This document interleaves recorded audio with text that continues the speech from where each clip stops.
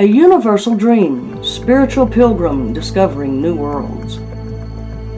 A universal dream, a lasting and luminous image, a living myth. This golden, otherworldly dreamscape has traveled for over a century to find its way to our sophisticated, postmodern eyes. Imaginatively illustrated, The Spiritual Pilgrim Discovering Another World was first published in 1879 by French astronomer and writer Camille Flammarion in his most famous book, Popular Astronomy, which was an instant bestseller. With its radiant wash of color, its mystical Merlin-like central figure, and its instantly recognizable theme of peering through the Earth's atmosphere as if it were a curtain to look at the inner workings of the universe, this enigmatic image, even a century later, still evokes a sense of the mysterious, a sense of the universal, a sense of humanity's mythic strivings for meaning. It is an archetypal image, a living myth.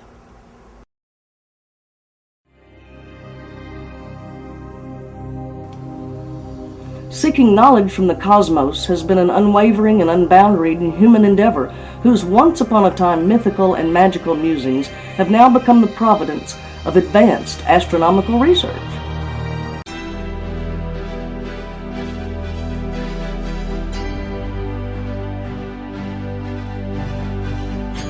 In the course of the last 300 years, states P.W. Martin, a great new force has come into operation, profoundly affecting the living myth.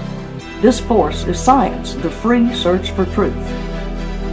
Even with today's sophisticated scientific knowledge about the workings of the universe, this image still captivates our attention. What other messages of mystery might this mythic image point to? What other boundaries and dualities might be intersected?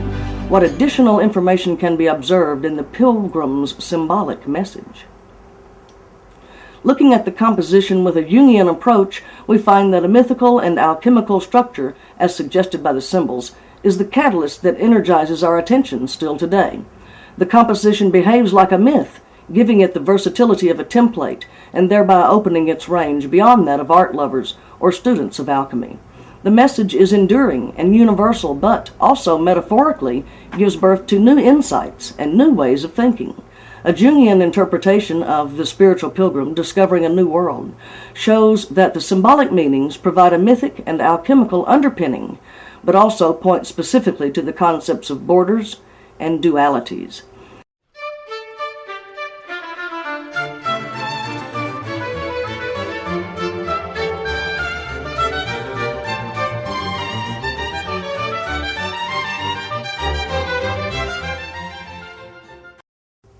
The color symbolism alone sets the scene for mythology and alchemy.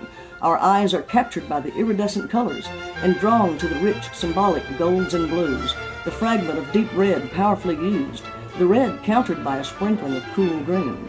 This glaze of primary colors not only catches the eye, but catches the mind also, and works on an archetypal level to establish a symbolic atmosphere of spirituality, growth, wholeness, and great value.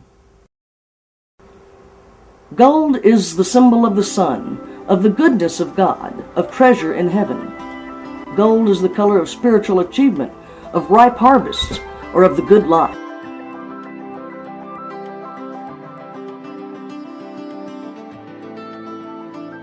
Green, uniting the wisdom of blue with the wealth of gold, symbolizes hope and victory over dullness and ignorance.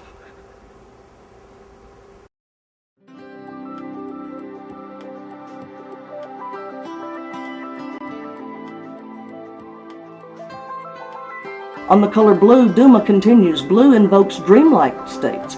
It instills yearnings and a calming effect. It leads to a serious inward look. It is the color of all heavenly gods and stands for distance, for the divine, for the spiritual. Blue links heaven and earth, proximity and distance, and also the divine and the mundane. Wolfgang Pauli, the physicist and friend of Jung, sees blue as an earth color, related to the fertility of matter.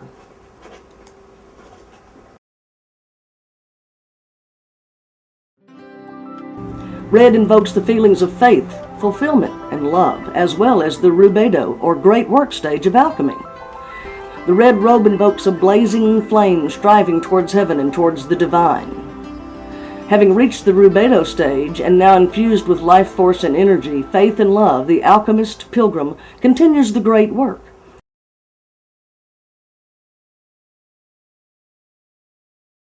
Archetypally, we also see the pilgrim as a representation of the seeker and the alchemist. Carolyn Myss describes the archetype of the alchemist as being interested in a path of spiritual development.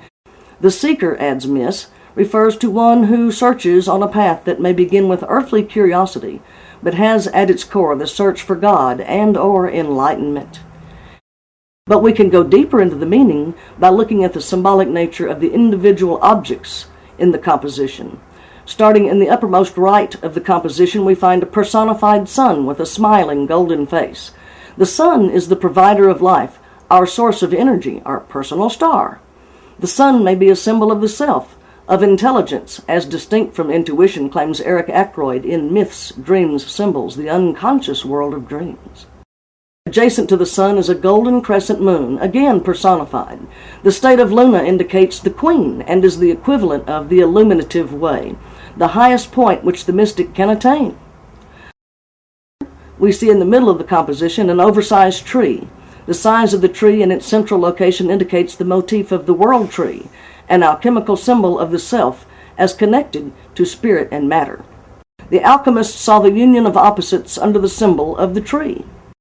We now know a great deal about the pilgrim's psyche and surroundings as informed by the symbols of mythology and alchemy. But what is the pilgrim seeking then? What is the vision expressed in the art? And what is on the other side of the arched border?